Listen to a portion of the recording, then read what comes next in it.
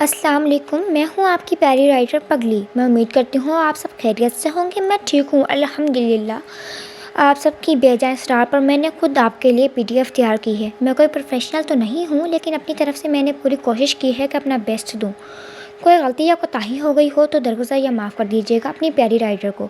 Novel کو پڑھ کر اپنی قیمتی رائے کا اظہار کامنٹ باکس میں ضرور کریے گا۔ امید کرتی ہوں آپ کو یہ ناول پسند آئے گا۔ آپ کی پیاری سی رائٹر پگلی۔ شکریہ۔ ابھی ہم آگے میں آپ کو پڑھ کے سناتی ہوں کچھ۔ یہ پوئٹری ہے ایک میں نے جو کسی رائٹر سے پوچھ کے لی تھی، مطلب ان سے پرمیشن لے چکی ہوں میں۔ رخصت ہوا تو ہاتھ ملا کر نہیں گیا، وہ کیوں گیا ہے یہ بھی بتا کر نہیں گیا، یوں لگ رہا ہے جیسے ابھی لوٹ آئے گا، جاتے ہوئے چراغ بجھا کر نہیں گیا۔ شاید وہ مل ہی جائے مگر جستجو ہے شرط، وہ اپنے نقش پا کو مٹا کر نہیں گیا، ہر بار مجھ کو چھوڑ گیا اضطراب میں، لوٹے گا کب کبھی وہ بتا کر نہیں گیا۔ رہنے دیا نہ اس نے کبھی کام کسی کام کا، اور خاک میں بھی مجھ کو ملا کر نہیں گیا۔ وجیہہ شاہ اپنے آفس میں بند آنکھوں کے ساتھ آرام دہ آفس چیئر پر بیٹھی ٹیبل پہ رکھے ہاتھ کو حرکت دے رہی تھی۔ اس کے ٹیبل سامنے اس کی سیکریٹری محمل کھڑی تھی اور پریشانی سے اپنی باس کو دیکھ رہی تھی، کیونکہ اسے معلوم تھا کہ اب کیا ہونے والا ہے۔ وجیہہ شاہ نے ایک دم سے اپنی کالی سی آنکھوں کو کھولا اور محمل پہ گاڑی تو وہ گھبراہٹ سے ادھر ادھر دیکھنے لگی۔ بخش سے کہو کہ آزاد ایک بہترین دعوت کا ارینجمنٹ کرے اور محترم کو بلاوا بھیج دے۔ وجیہہ شاہ نے محمل کو حکم دیا۔ جی باس، جیسا آپ کا حکم۔ محمل نے گہرا سانس لیا اور پھر آفس چیئر سے باہر چلی گئی۔ میرے ساتھ کوئی غداری کرے اور مجھے معلوم نہ ہو سکے، ایسا ہو نہیں سکتا، وجیہہ شاہ نے آہستہ سے خود سے کہا۔ وہ وجیہہ سلطان اعظم شاہ تھی، بزنس کی دنیا کی ملکہ، جس نے بہت کم وقت میں بزنس کو آسمان کی بلندیوں تک پہنچا دیا تھا۔ وہ جب اپنی کالی سی آنکھوں کو اٹھا کر دیکھتی تو سامنے والے کو گھبرانے پر مجبور ہو جاتا۔ اس کی آنکھوں میں موجود سرد تاثر، بلا کی سختی اور لال گٹائیں دشمن کو بھی کانپنے پر مجبور کر دیتی تھیں۔ لیکن ایک عجیب بات تھی، وہ اپنا مکمل نام لکھنا اور سننا دونوں ہی پسند نہیں کرتی تھی۔ وہ وجیہہ شاہ تھی، ویسے تو وہ بلا کو حسن رکھتی تھی، زندگی کی تلخیوں نے اس کی مسکراہٹ چھین لی تھی، وہ دشمنوں کے لیے ان کی موت تھی۔ وہ بہت شارپ مائنڈڈ تھی، اس سے مقابلے کے لیے اس جیسا ہونا ضروری تھا جو کہ شاید ہی کوئی ہو۔ انصاف پسند لوگوں کے مطابق وہ خڑوس اور پتھر دل تھی۔ پتھر دل وجیہہ سلطان اعظم شاہ۔ ناشتے کی ٹیبل پر طرح طرح کے لوازمات سجائے گئے تھے، اب بس آغا جان کا انتظار کیا جا رہا تھا۔ السلام علیکم آغا جان، سب نے یک زبان ہو کر کہا۔ یہ محترم رافل اعظم شاہ کہاں ہیں؟ کیا انہیں پھر سے اس گھر کے اصول سکھانے پڑیں گے؟ کل یہ ڈیرے پر بھی نہیں آئے تھے، آغا جان نے ہنکار بھرتے ہوئے کہا۔ یہ لڑکا ہمیں بار بار ذلیل کرواتا ہے۔ اعظم شاہ نے زور سے مٹھیاں بند کیں۔ وہ یہ حویلی چھوڑ کر شہر چلا گیا ہے، سنیرا شاہ نے آنکھوں کی نمی چھپاتے ہوئے کہا۔ اس کی اتنی ہمت ہو گئی ہے ہماری بات کو رد کیے وہ حویلی چھوڑ کر چلے گئے، آغا جان نے دھاڑتے ہوئے کہا۔ یہاں کے لوگ بہت خود غرض تھے، سب خاموش تماشائی بنے بیٹھے تھے۔ اس کو بتا دینا جو وہ چاہتا ہے وہ کبھی نہیں ہوگا اور کسی قیمت نہیں ہوگا، آغا جان نے ہنکار بھرتے ہوئے کہا اور اپنے کمرے کی طرف چلے گئے۔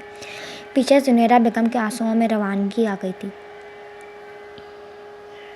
وجیہہ شاہ کی گاڑی ایک چھوٹے سے گھر کے سامنے رکی تھی۔ وہ خود ڈرائیو کرتی تھی ہمیشہ، نہ کوئی گارڈز کی گاڑی اور نہ ہی کوئی بڑا گھر۔ وہ ایک چھوٹا سا گھر تھا جہاں وہ رہتی تھی نا عجیب بات، وہ کتنی بڑی کمپنی اور کروڑوں اربوں کی مالکین اور چھوٹے سے گھر میں۔ میں تنہائی کی عادی ہوں، مجھے یہ تنہائی سکون دیتی ہے، یہ جملے اس کے کان میں سنائی دیے تھے جو اس نے ہی کہے تھے۔ وہ نم آنکھوں اور تلخی سے مسکرا دی اور پھر گھر کے اندر کی طرف قدم بڑھا دیے تھے۔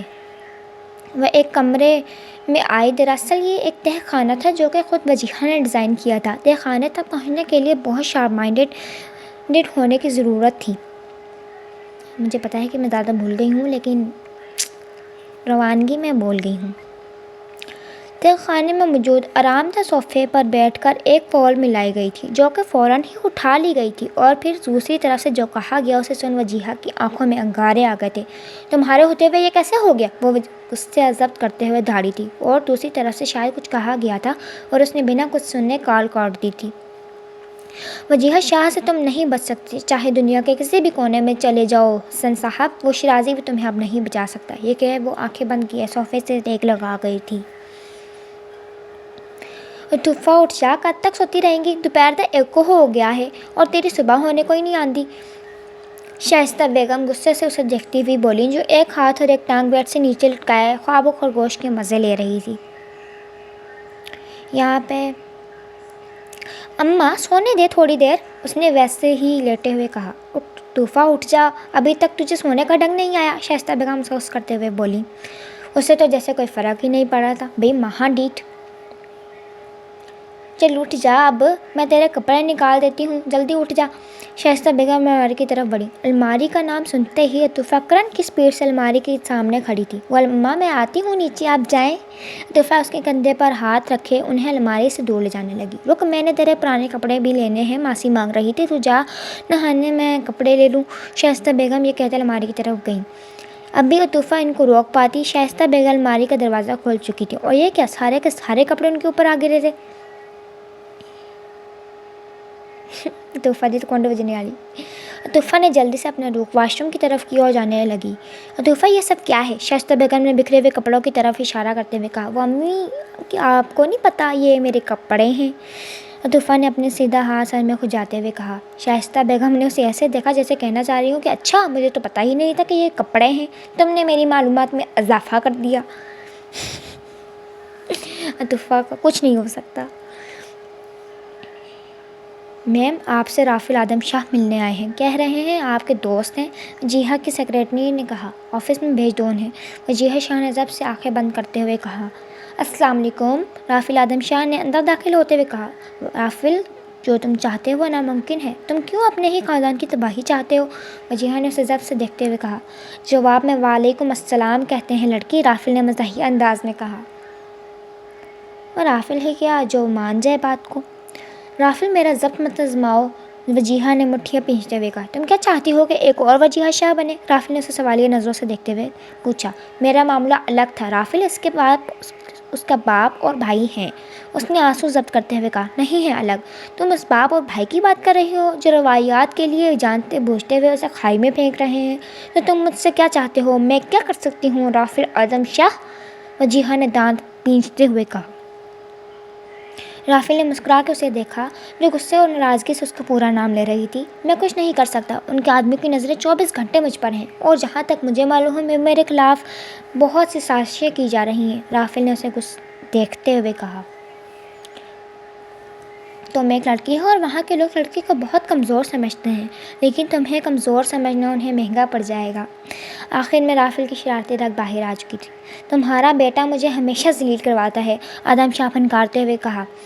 میرا بیٹا؟ وہ آپ کا بھی بیٹا ہے آدم شاہ، زنیرہ شاہ نے غصے سے دیکھتے ہوئے کہا۔ کیا ضرورت تھی اسے اس معاملے میں پڑنے کی؟ جب اس کے باپ اور بھائی کو مسئلہ نہیں ہے تو اسے کیا پڑی ہے؟ آدم شاہ نے زوالیہ نظروں سے زنیرہ شاہ کو دیکھا۔ وہ آپ جیسا خود غرض نہیں ہے جو اپنے سامنے ظلم ہوتے ہوئے دیکھ لے۔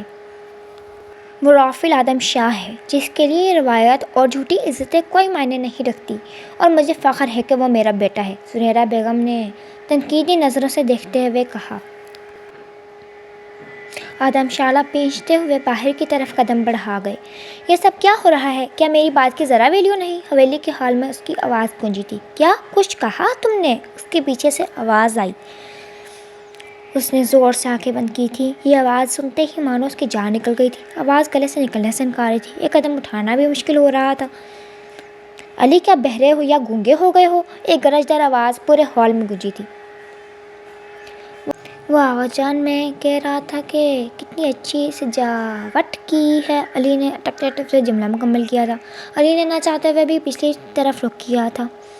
ہم ٹھیک ہے، اچھے طریقے سے سجاوٹ کراؤ، کوئی کمی پیشی نہیں ہونی چاہیے۔ وہ سجاوٹ کروانے کا کہتے حویلی سے باہر چلے گئے تھے۔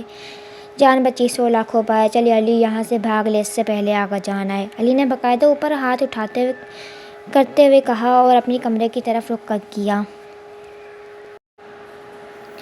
بزنس مین اور woman of the year award goes to, آپ سب کو کیا لگتا ہے کون ہوگا؟ اسٹیج پر کھڑی اس لڑکی نے زور و شور سے مسکراتے ہوئے پوچھا۔ ہر طرف وجیہہ شاہ کے نعرے لگائے جانے لگے۔ جی بالکل، وجیہہ شاہ، اس لڑکی نے مسکراتے ہوئے مائک میں بتایا۔ وجیہہ شاہ، اگر آپ یہاں کہیں موجود ہیں تو پلیز اسٹیج پر آ کر ایوارڈ ریسیو کریں۔ اس لڑکی نے مسکراتے ہوئے ایک دفعہ پھر وجیہہ شاہ کا نام پکارا۔ نہیں، اس دفعہ بھی لگتا ہے وجیہہ شاہ نہیں آئی، اس لڑکی نے مایوسی سے کہا۔ وہ سنجیدہ سی اسٹیج پر آئی تھی اور ایوارڈ ریسیو کر چکی تھی۔ واپس جا ہی رہی تھی کہ کافی سارے رپورٹرز نے اس کا راستہ روک لیا تھا۔ میم، اپنی فیملی کے بارے میں اپنے کبھی نہیں بتایا، کچھ بتائیں، ایک رپورٹر نے سوال کیا۔ وہ خاموش تھی۔ میم آپ کے موم اینڈ ڈیڈ کو آپ پر بہت فخر ہوتا ہوگا، ایک اور رپورٹر نے سوال کیا۔ وہ اب بھی خاموش تھی۔ آپ کی زندگی کا سب سے خوشی کا لمحہ فیملی کے ساتھ، ایک اور رپورٹر ابھر کر آیا۔ اس نے پوچھا، میری زندگی کا سب سے خوشی کا لمحہ اور فیملی کے ساتھ؟ آنکھوں کو بند کیے وہ سوچ میں پڑ گئی اور پھر ایک لمبا سانس لیتے ہوئے بے بسی سے مسکرائی۔ نہیں، اس نے آواز میں بتایا جیسے کسی نے سن لیا تو مذاق بنائے گا۔ آپ کو آج تیسری مرتبہ بزنس مین اینڈ وومن کا ایوارڈ ملا ہے، آپ کو کیسا لگ رہا ہے؟ ایک اور رپورٹر نے مائک اس کے سامنے کرتے ہوئے پوچھا۔ میرا کبھی بھی بزنس میں آنے کا کوئی ارادہ نہیں تھا اور نہ ہی کوئی ایوارڈ کی حاصل کرنے کی چاہت تھی، لیکن اللہ نے مجھے اس سے نوازا، میں بہت شکر گزار ہوں۔ اور وہ یہ کہتے ہی اپنی گاڑی کی طرف قدم بڑھا گئی تھی۔ مجھے لگتا ہے کہ اتنا کافی۔ اگر آپ کو پسند آیا ہو تو آپ کمنٹ کریے کہ ہم اور پڑھیں گے۔ اللہ حافظ۔